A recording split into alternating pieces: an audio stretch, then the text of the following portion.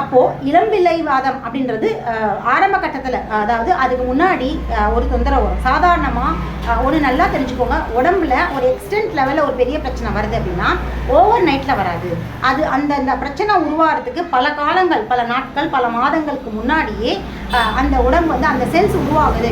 ஒரு நோய் தொந்தரவு உருவாகுது அப்படின்னா அதற்கான செல்ஸை வந்து முதல்லயே வந்து உடல் உருவாக ஆரம்பிச்சிடும். புரியுதுங்களா?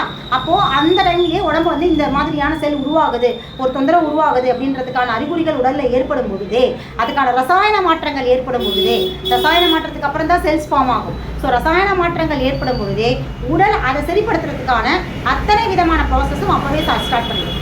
காய்ச்சல் கொடுக்கும், சளி கொடுக்கலாம், வயிற்றுப்போக்கு, வலி, எந்த மாதிரியான கண் பார்வையில் கூட டிஸ்டர்பன்ஸ் இருக்கலாம், மூச்சு விரத சிரமம் இருக்கலாம், காதுலேருந்து தண்ணி வடியலாம், ஏதோ ஒரு இடத்துல புண்ணு வந்து அதுலேருந்து சீர் வடியலாம், ரத்தம் வரலாம், நீர் கசியலாம், யூரின் போகிற இடத்துல வந்து அரிப்பு ஏற்படலாம், அது வழியாக யூரின் போகிறது வந்து அப்நார்மலாக இயல்பாக இல்லாமல் வேறு மாதிரி இருக்கலாம், அடிவயிற்று பகுதி வலிக்கலாம், தொடை வலிக்கலாம், கால் எது மாதிரியான உடம்புல எந்த மாதிரியான ஒரு விஷயங்கள் வழியாகவும் தொந்தரவுகள் வழியாகவும் உடல் வந்து தன்னுடைய அந்த பிரச்சனையை வந்து உருவாக போகிற எதிர்கால தொந்தரவை சரிப்படுத்துறதுக்கான அத்தனை மெனக்கெடலும் செய்யாமல் இருக்காது. கடைசி நிமிஷம் இந்த உடம்புல உயிர் சக்தி தங்குற வரைக்கும் உடலுடைய வேலை அந்த தொந்தரவை சரிப்படுத்துறதுக்கான அத்தனை முயற்சிகளையும் செஞ்சுட்டே தான் இருக்கும்.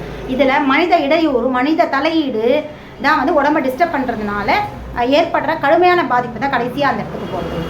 அந்த இளம்பிள்ளைவாதம் அப்படிங்கிற அந்த கால் சம்மந்தப்பட்ட பிரச்சனை வரத்துக்கு பல நாட்கள், பல வருஷங்களோ, பல மாதங்களுக்கோ முன்னாடி அந்த குழந்தைக்கு ஏற்படுற சிம்டம்ஸை மாத்திரை மருந்துகள் கொண்டு தடுக்கிறதோ, அதாவது எப்படின்னா ஜுரம் வரும், மாத்திரை போடுவாங்க, திருப்பி ஜுரம் வரும், திருப்பி மாத்திரை போடுவாங்க, திருப்பி ஜுரம் வரும், திருப்பி மாத்திரை போடுவாங்க. அப்போ ஒரு கட்டத்தை டாக்டர் என்ன பண்ணுவான்னா, இந்த குழந்தைக்கு நிற்கவே மாட்டேன்னு சொல்லி அட்மிட் பண்ணி கடுமையான ரசாயனங்கள் கொடுத்து, ஓவர் டோசேஜ் கொடுத்து அதை கண்ட்ரோல் பண்ணணும் அப்படின்னு நினைப்பான். ஸோ அவனுக்கு அந்த விஷயம் புரியாது.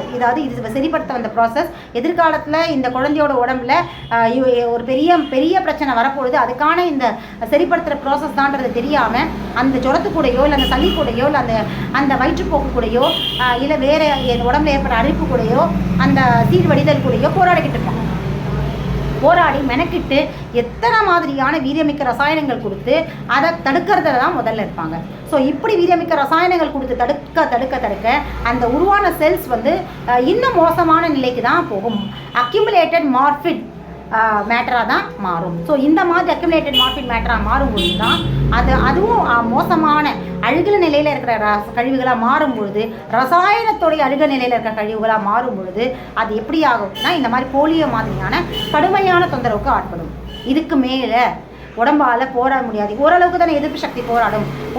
ஒரு எல்லைக்கு மேலே அந்த எதிர்ப்பு சக்தியை வந்து அழிச்சிட்டே இருக்கும் பொழுது உருவாகிற எதிர்ப்பு சக்தி, அந்த நோயை சரிப்படுத்துறதுக்கான பராமரிப்பு சக்தியும், அவங்க கொடுக்குற ரசாயன மருந்துகளை எதிர்க்கிறதுக்கான எதிர்ப்பு சக்தியும் மாறி மாறி செய்யும் பொழுதும் அது ரெண்டுத்தையுமே இவனுடைய ரசாயன மருந்துகள் கொடுத்து நிர்மூலமாக்கும் பொழுது அந்த எதிர்ப்பு சக்தி ஒரு கட்டத்தில் பலவீனமாகிறதும் பராமரிப்பு சக்தி செயலிழந்து போகிறதுமான ஒரு விஷயம் நடந்திருக்கும் பொழுது, அப்போ இனியும் வந்து உயிர் சக்தியால் போராட முடியாத பட்சத்தில் அது சோர்ந்து போய் தளர்ந்து போயிடும்போது இது கடுமையான பாதிப்பாக அந்த உறுப்பையே பாதிக்கும். அந்த எலும்பு சம்மந்தப்பட்ட பிரச்சனையில் உள்ளுறுப்பில் இருக்கிற ஒரு பெரிய ஏதோ ஒரு உறுப்பு, அது நீர்மூலக சம்மந்தப்பட்ட உறுப்புகளாக இருக்கட்டும், இல்லை காற்று மூலகம் சம்மந்தப்பட்ட உறுப்புகளாக இருக்கட்டும், ஏதோ ஒரு உள்ளுறுப்பு செயலிழந்து போய் அதோடைய வெளிப்பாடாக வந்து அந்த இளம்பிள்ளைவாதம், கால் செயலிழந்து போகுது, கால் மெலிசாக்குறதும், ஒரு கால விட கால் சின்னதாக போகிறது, இளம்பிள்ளைவாதம் தாக்கப்பட்டவங்களை பார்த்துருக்கீங்களே, அந்த மாதிரியான எக்ஸ்டென்ட் லெவல் போகும்.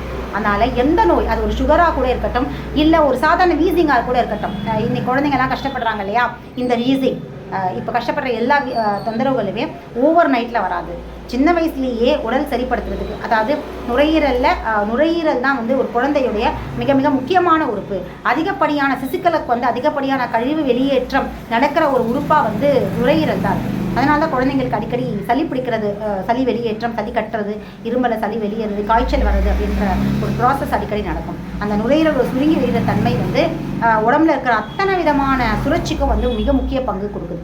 ஏன்னா ஃபஸ்ட்டு ஒரு சிசு வயிற்றுலேருந்து வெளியே வரும்பொழுது சுவாசம், அதாவது வயிற்றுக்குள்ளே இருக்கிற வரைக்கும் எந்த விதமான இயக்க சக்தியும் அந்த குழந்தைக்கு கருவறையில் நடக்காது. செரிமானமும் இயக்கமும் நடக்காது. பராமரிப்பு மட்டும்தான் அந்த குழந்தைக்கு கருவறைக்குள்ளே நடக்கும். ஒரு சிசுவோட கருவறைக்குள்ள பராமரிப்பு பணி மட்டும்தான், அதாவது அதோடைய அக உயிர் சக்தி அதை பராமரிக்கும். அப்போது வெளியே வரும் பொழுது அக உயிர் சக்தி உயிர் சக்தியாக அந்த குழந்தைக்குள்ள உடம்புக்குள்ளே தங்கிடுறதும் புற உயிர் சக்தி அப்போ தான் வந்து ஆக்டிவேட் ஆகும். அப்போ புற உயிர் சக்தி அந்த சிசு வந்து கருவறைக்குள்ளே வெளியே வந்ததுக்கப்புறம் புற உயிர் சக்தி வந்து ஆக்டிவேட் ஆகிறது எதை வச்சு புரிஞ்சுக்கலாம்னா, சுவாசம் அப்படிங்கிறது ஸ்டார்ட் ஆகிறதும் செரிமானத்துடைய அதாவது இயக்க சக்தியுடைய பிரதான பணியான முதல் பணியான சுவாசம் செயல்படுறதும், அப்புறம் வந்து செரிமான சக்தியோட பிரதான பணியான கழிவு வெளியேற்றம், மலம் வெளியே போகிறது யூரின் வெளியே போகிறதுமான கழிவு வெளியேற்றம் நடக்கிறதும் தான் குழந்தையோட புற உயிர் சக்தி வந்து ஆக்டிவேட் ஆகுது அப்படிங்கிறத வந்து நம்ம இங்கே தெரிஞ்சுக்கணும். ஸோ இந்த புற உயிர் சக்தியோட இந்த 2 வேலையும் ஃபஸ்ட்டு குழந்தைக்கு நடக்கும் இல்லையா, நடக்கும் இல்லையா. அப்போ இது முதல்ல எது செய்யணும்னா சுவாசம் தான். அதுக்கு அடுத்தது தான் வந்து உங்களுக்கு இந்த செரிமான சக்தி கூட கழிவு வெளியேற்றமோ இல்லை இன்டேக் எதுவாக இருந்தாலும் 2வது பட்சம் தான். ஃபஸ்ட்டு அந்த குழந்தை அந்த பூமியை தொடும் பொழுது ஃபஸ்ட்டு அந்த குழந்தை உடம்புல இயங்குறது எது அப்படின்னு பார்த்தீங்கன்னா இந்த இயக்க சக்தியான சுவாச சக்தி தான். அப்போ நுரையீரல் தான் முதல்ல ஃபங்க்ஷன் ஆகுது. நெருப்பு மூலகம் சம்மந்தப்பட்ட அந்த நெஞ்சுக்கூடு பகுதியும் அதுக்குள்ளே இருக்கிற காற்று மூலகத்துடைய உறுப்பான நுரையீரலும் தான் முதல்ல அந்த குழந்தைக்கு புற உயிர் சக்தியாக இருந்து உடம்புடைய மொத்த ஆக்டிவேஷனில் ஃபஸ்ட்டு இருக்கிற இயக்க சக்தியாக இருக்குது. அப்போது இதுதான் முதல்ல இருக்கிறதுனால தான் பெரும்பாலான கழிவுகள் வெளியேற்றமும் நுரையீரல் வழியாக தான் நடக்கும். இதை வந்து புரிஞ்சிக்காம அதே சமயத்தில் குழந்தைகள் வெளியே வரும்போது அழுது பார்த்தீங்களா, எல்லா குழந்தையுமே பிறக்கும்போது அழுவும். ஏன் அழுது அப்படின்னா அந்த நுரையீரல் ஆக்டிவேட் பண்ணுறதுக்கு தான், அந்த சுவாசத்தை தூண்டி விடுறதுக்கு தான். ஏன்னா உள்ளே இருக்கும்போது அழாது, எந்த விதமான இயக்கம் எதுவுமே நடக்காது. புரியுதுங்களா, கை கால் அசைவுகள் மட்டும்தான் இருக்குமே தவிர அதாவது உள்ளுறுப்புகளோட இயக்கம் அப்படிங்கிறது உள்ளே எதுவுமே இருக்காது. புரியுதுங்களா.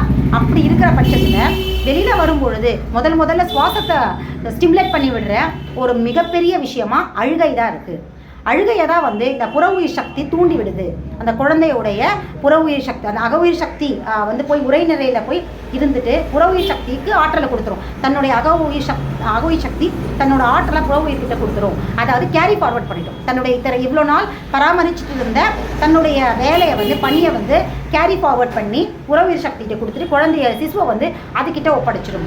அப்போ அந்த புற உயிர் சக்தி தன்னுடைய வேலையை வந்து எடுத்துக்குது. அந்த என்ன சொல்லுவாங்க, அந்த வேலையை எடுத்துக்கிறாங்க இல்லையா, ஆக்டிவேட் பண்ணுறாங்க இல்லையா, பொறுப்பு எடுத்துக்கிறாங்க இல்லையா, ரெஸ்பான்சிபிலிட்டியை எடுத்துக்கும் பொழுது என்ன பண்ணா ஃபஸ்ட்டு அழதான் கொடுக்கும். முதல்ல அழ வைக்கும். எதுக்காக அந்த குழந்தை அழுது அப்படின்னா சுவாசத்தை ஆக்டிவேட் பண்ணுறது, நுரையீரலை சுருங்கி விரிய வைக்கிறது. அழுவும்பொழுது மட்டும்தான் நீரிட்டு அழுவும்பொழுது அந்த குழந்தை என்ன ஆகும்னா நுரையீரல் சுருங்கி விரியும்.